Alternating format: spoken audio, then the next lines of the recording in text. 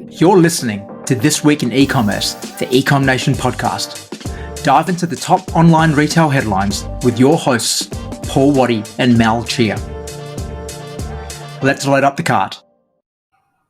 This Week in E-Commerce, episode 8. You're with Mal Chia and Paul Waddy for another week. Paul, great to see you. Yeah. Hey, Mal. This week's gone really fast. Feels like we just did the last one. But we did. We recorded it late, so this is actually we're beginning the week. Yeah, we finished Monday off with a recording. We're going to finish Friday off with a recording. How was your week? It's been a great week. So very busy, as always. What did I do? I didn't travel this week, which was nice. So spent the time with the kids here in Adelaide, catching up on a lot of things, enjoying the warm weather, and getting ready for AFL finals, which will have passed by the time this gets released. And my son has turned into a Collingwood supporter. My 4-year-old has randomly decided he's Collingwood. I don't know. He was a Power supporter, then became a Melbourne Demons supporter, then he became a Lions supporter, and now he's decided that Collingwood's his team. So he's four. He could have picked a better team. Well, yes, but I'm supporting him. I am supporting him because I don't have a horse in this race since Port was knocked out. So I will also be a Collingwood supporter. I don't care about the Lions enough. Yeah, fair enough. Well, Brisbane are in both grand finals, so that's a big coup for Brisbane. And I wouldn't be upset if they lost both of them. Who are they playing in the NRL? They're playing Penrith Panthers. Oh, lovely. And that's tomorrow night, Saturday night? I believe they're both on the same... No, one's Saturday. When's the AFL? Saturday. Yeah, NRL Sunday. Yeah. Well, it's a cracking weekend of sport. Yep, big weekend. So, my wife won't be happy. And how have you been? How's your week been? Week's been good. Good, yeah. A couple of good chats with some clients and some good, new client. Ecom Nation picked up a bunch of new clients this week and in fact today, which is super exciting. So, good on the advisory and coaching stuff and great on the Ecom Nation stuff. Doing lots of dev projects at the moment, lots of Shopify builds, which is... really exciting and probably a nice segue into a Shopify discussion that's happening. Absolutely. Well, do you know, Shopify, one of the criticisms of Shopify over the years has always been the fact that you couldn't do anything to the checkout. The checkout was this, multi-page process, which you can never do anything about. But the announcement this week was that Shopify have released a one-page checkout, which has been on the cards, and I think everyone's been crying for it for quite a while. And they finally gone and done it. So what do you think that's going to do to the industry? Well, I think a lot of people, love it. It definitely is a lot slicker. I saw the demonstration from one of the founders, Harley, maybe.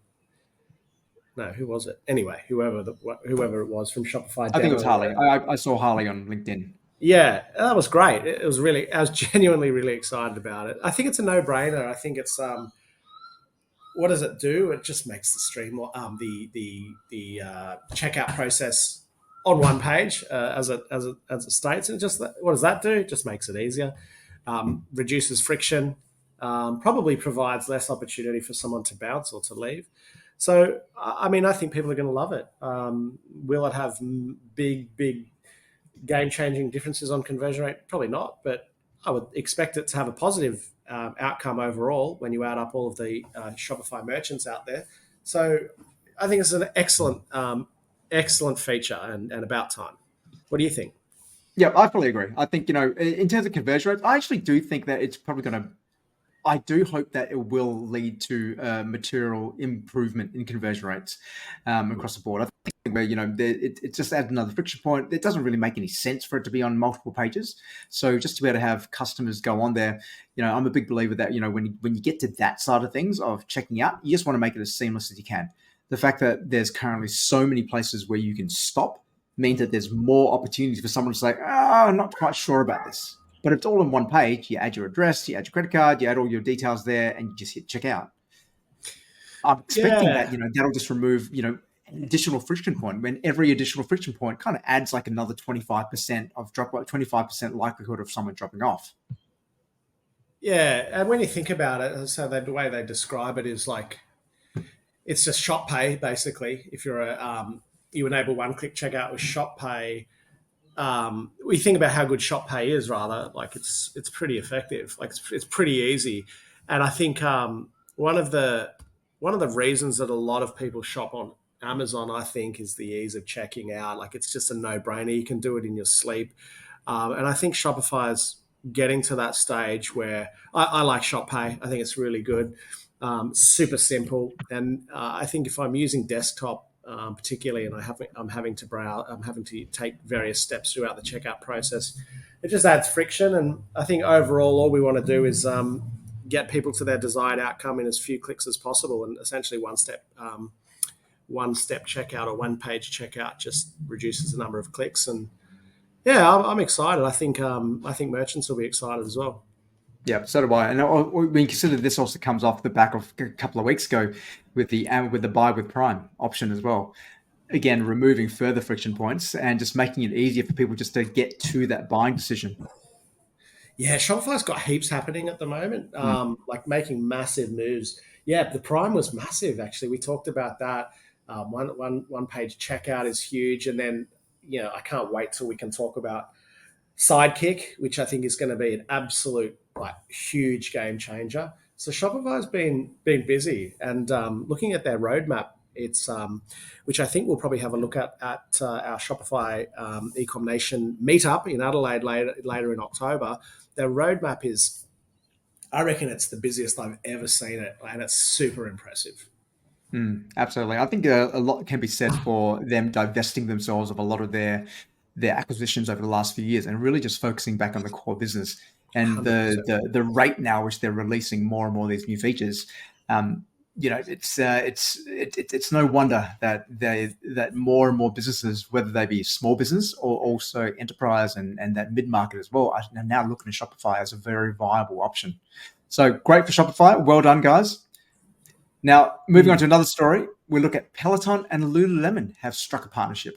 Obviously, both in the similar active wear, well, the active exercise type space. But Lululemon have struck a deal, a 5-year deal, where Peloton will work with Lululemon to be able to co-brand some merchandise. Sorry, not merchandise, some apparel. And also, Lululemon subscribers will now get access to Peloton classes as well. So it sounds like a bit of a win-win for both. Both also, in very different stages as well. Lululemon, as we talked about, James and I talked about a couple of weeks ago, are just continue to grow and grow and grow.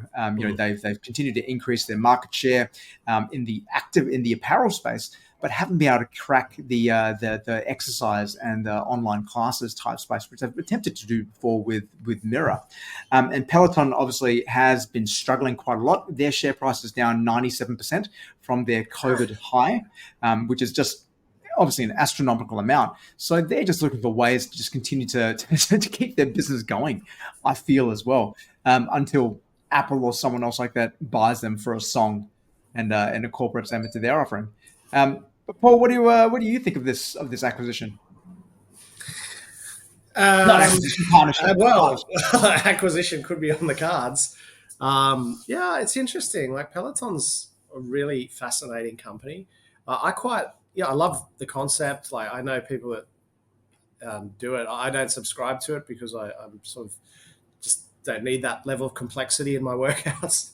But as you pointed out, I think I was just reading that I think the share price floated at $162 in 2020 and then went under $8, which is tragic, and just obviously losing lots of money. 162 million in turnover. In 2022, that's really interesting. Because that's that's big turnover. But I tell you what, like you and I would both know companies doing that turnover who don't have the song and dance that Peloton do. So there's something about Peloton, I think, that's like there's something there. Like everybody knows it's a cool story, but their revenue's not actually that big.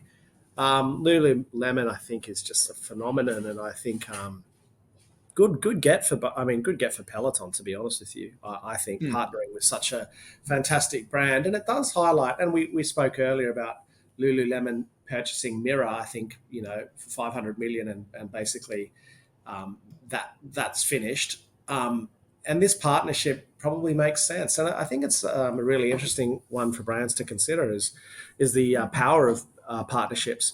I mean, we'll obviously see how it goes, but it's a pretty basic agreement from what, like, that Peloton instructors will wear Lululemon. That's cool. That's influential. And then there's some, I think one gets, they'll get rights to the subscription, right? The Peloton members will get access to the Lululemon subscription as well. So, yeah, I think it's a really simple partnership. I don't know if it'll work. I don't know if anything will work for Peloton. I tend to think that you're 100% right, that someone's just got to snap it up and kind of do something with it, because it is one of those brands that, like, the revenue is not amazing, the profits are obviously terrible, but the brand, I think, has something to it. So watch Yeah, I this agree. I think, space. yeah, during the pandemic, I think, they really established their brand over that time, and they kind of became like, the Apple of fitness in many ways. Basically they were the iPhone of fitness. They were, it cost like several $1,000s, maybe $11,000, I want to say, for one of the devices. So they weren't cheap. So it also became a bit of a status symbol. Like, can you actually afford a Peloton? And it's a really cool looking device. A lot of a lot of nice bells and whistles, and obviously looks really great as well. But really, could you get away with something cheaper? And I don't think they were able to kind of crack that part, in terms of like what makes it special, besides the fact that you were in the Peloton, you were a Peloton user, and you could like race against other Peloton users. And by having a Peloton, you were 20% sexier than someone who doesn't have a Peloton. It was a statement about how much money you made, or anything like that. But I look at that and go like, okay, well, you need more than that. You need to have a good product, and you can't just be a status symbol when your product, is easily replaceable, or people just, it's just not that sticky. And you see the stories about people who were buying Pelotons, and after the pandemic finished, and people were able to get out of homes, to stop using them or started selling them. Mm. So they were like many companies, just big during the pandemic because they were of a moment. But whether they can continue past that, yeah, I don't think on their own. I think they need to partner with other brands, whether it is an acquisition like we talked about before, or just trying to increase relevancy to that Lululemon audience, who is arguably the same audience. Yeah, the people who like to be active, the Yeah. people who will obviously pay a premium for their activewear, and whatever else. So in that sense, it's a good alignment for them. And in Lulu's sense as well, we've talked a lot about Peloton's side, but from Lulu's side, it I don't know if it makes a whole lot of sense. I guess it does, because they haven't really succeeded in hardware. They tried the mirror thing, which was, I remember when it came out, I was like, wow, this is amazing. And then it just wasn't practical. And then it came out, it was big, it was clunky, no one bought it. And the same thing. Do you really want to be standing in front of your wall working out? When you could Yeah. be at the gym? Yeah, I guess, and that's right. It was an interesting thing during COVID, I guess, but for me, I'd rather be outdoors now. But you look at this, and I didn't realize that Lululemon and Peloton had a legal stash a couple of years ago, and on their apparel. And so, what's interesting is that Lululemon sued or accused Peloton of creating copycat products, and they settled last year on that. And that's to your point about kind of being the same audience. Well, it seems like Lululemon probably Mm. thought it could be as well. But part of this deal is that Lululemon, who my understanding is make quite a bit of private label clothing, will be doing private label clothing for Peloton. So you think about that. So what Peloton will get is phenomenal clothing, like it's great, the stuff that Lululemon make. So they'll get that. They're going to significantly reduce their stock holding, from what I see here, and in their own brand, which is great for the balance sheet, I guess, is to liquidate some of that stock. And what do Lululemon get? Well, they get some production going through their private label division, which is good. So there's an apparel deal here, which is interesting. And then obviously, as you say, the hardware component. It's the apparel that really interests me. But then the very last thing I would say is, like, man, I think Peloton's like been saved a bit by this. No, I mean, Yeah. Lululemon doesn't have to do this. They're pretty good. Peloton has just been really, really struggling and losing lots and lots of money. Share price rose on the back of the news, which is not really surprising, and is, not really, doesn't really mean anything. But that's a pretty good get for Peloton, I reckon. Yeah, that's what. They needed it more, right? Much more than Lulu. I think so as well. I think you saw that in the share price, where Peloton's share price went up, Lululemon stayed the same. Is that right? Yeah, it stayed the same. This is like desperate Peloton shareholder. The Peloton shareholders take anything, sure. They'll take anything. Yeah, it's like, hey, you're 97% down. You're 97% down. Like any little thing's a win, right? We're laughing because we've all been there. Yeah, we certainly have. And speaking of something which may not be so much of a win, is Amazon is currently in the crosshairs of the FTC, the Federal Trade Commission in the US, where Lina Khan, the head of the FTC, has filed a historic lawsuit which has accused Amazon of maintaining an illegal monopoly by leveraging its power to raise the prices for consumers while also crushing any competitors as well.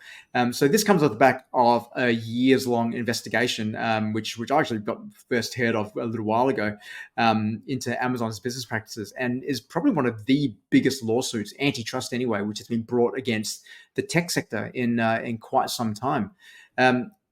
Look, and we've all heard the stories about Amazon, and we like where Amazon will find a product which is winning, which is trending, and then they'll just make their own knockoff of it, start selling that, promote the listings of that.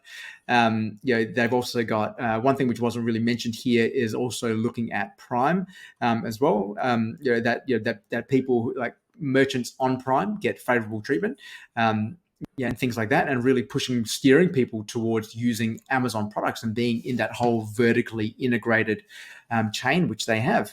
Look, I see a lot of merits to this. And I think Amazon. I personally think Amazon could be in quite a bit of trouble. You would have to say so. It's funny, like there's a fine line between leveraging your power and your membership and so on and abusing it, and the FTC have had a go at Amazon. They've got Amazon in their crosshairs, as you said. They've had a go at Amazon already this year about auto-renewing Prime memberships and making it very hard for people to cancel. I can attest to that.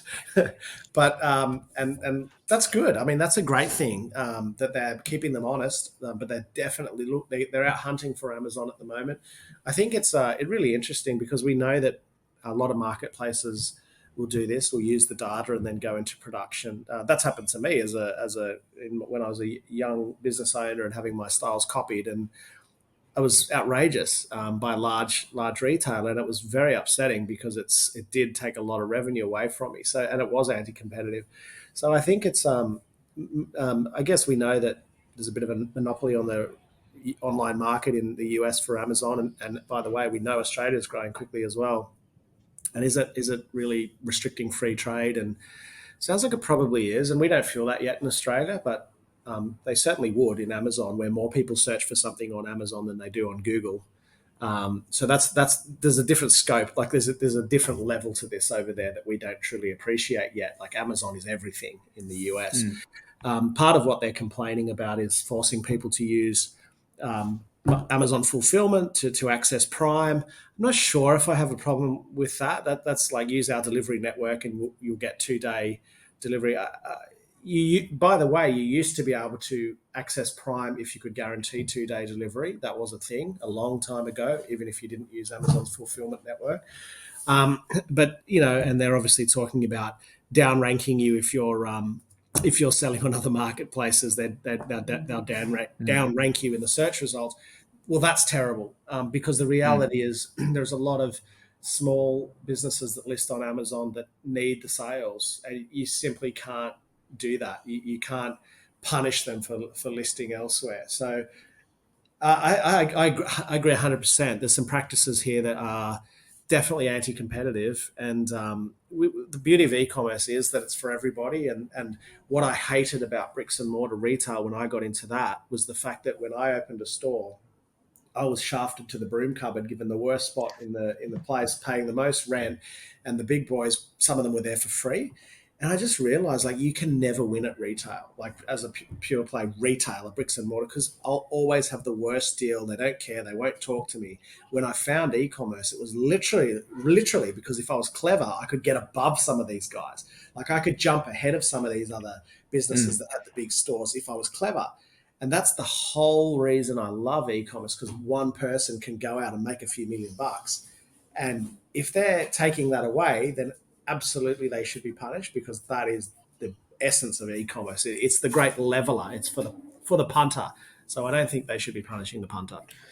Yeah, absolutely. I think, competition's a great thing. Competition should push you to do better. It should push you to create better products, improve your service, and do all those things. So exactly what you said before about e-commerce, the beauty about the online space has always been the fact that it's democratized. Like everyone theoretically has the same access to consumers. Consumers don't need to go to the other end of the city. They don't need to fly to another country. They just need to hop online, type in your address, and away they go.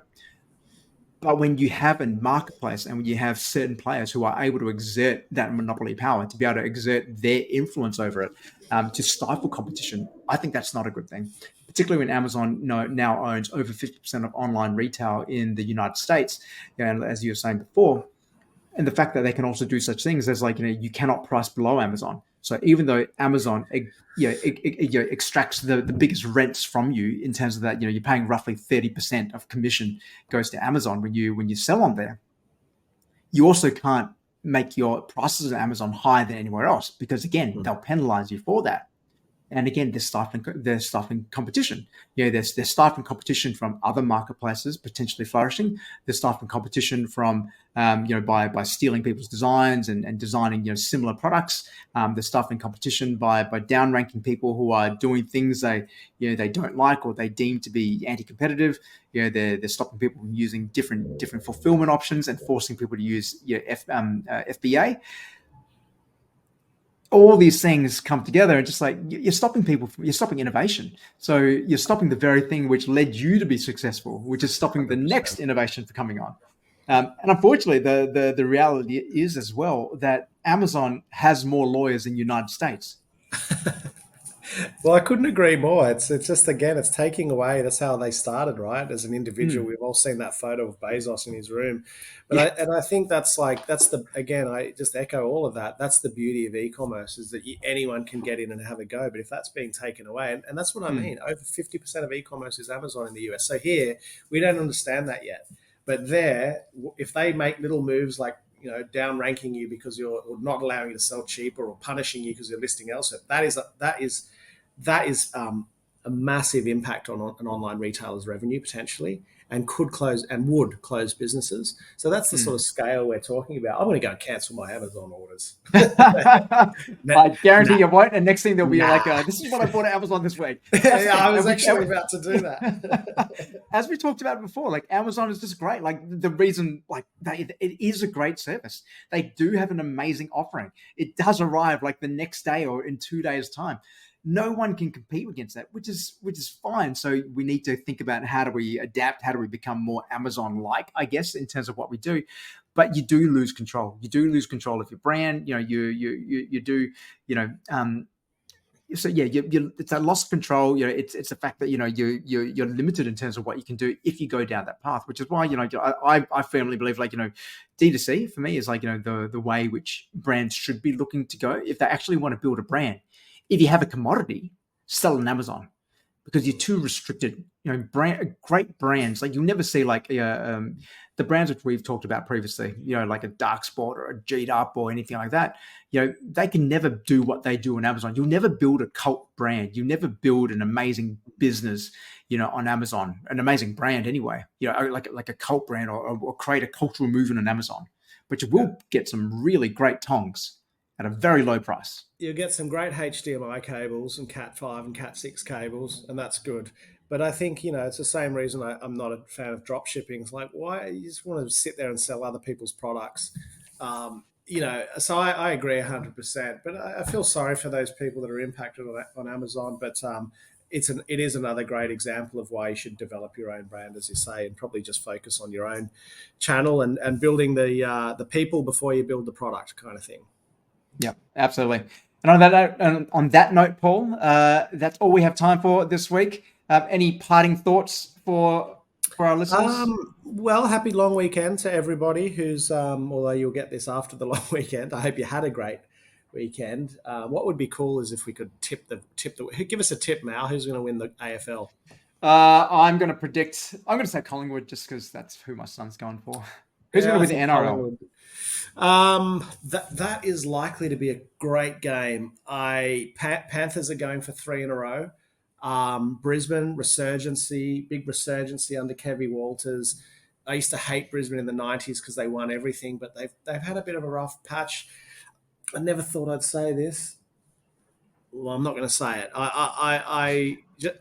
Football will be the winner on the day. Sport will win. Sport will win and unite the country. That's exactly what we want to hear.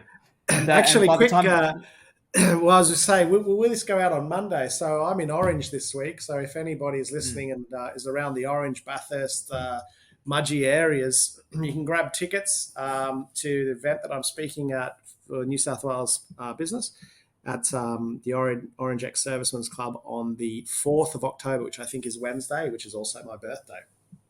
Fantastic. And I will be speaking I'll be doing the opening keynote at the Airwall conference on Thursday. So if you're in Sydney, head along to that. I believe there are still some tickets available. And you can go to Orange, and then go to Sydney, do the road trip. Yeah, that's right. And then a couple of weeks later, you can come to Adelaide for the Adelaide Shopify meetup with our special guest, Paul Waddy.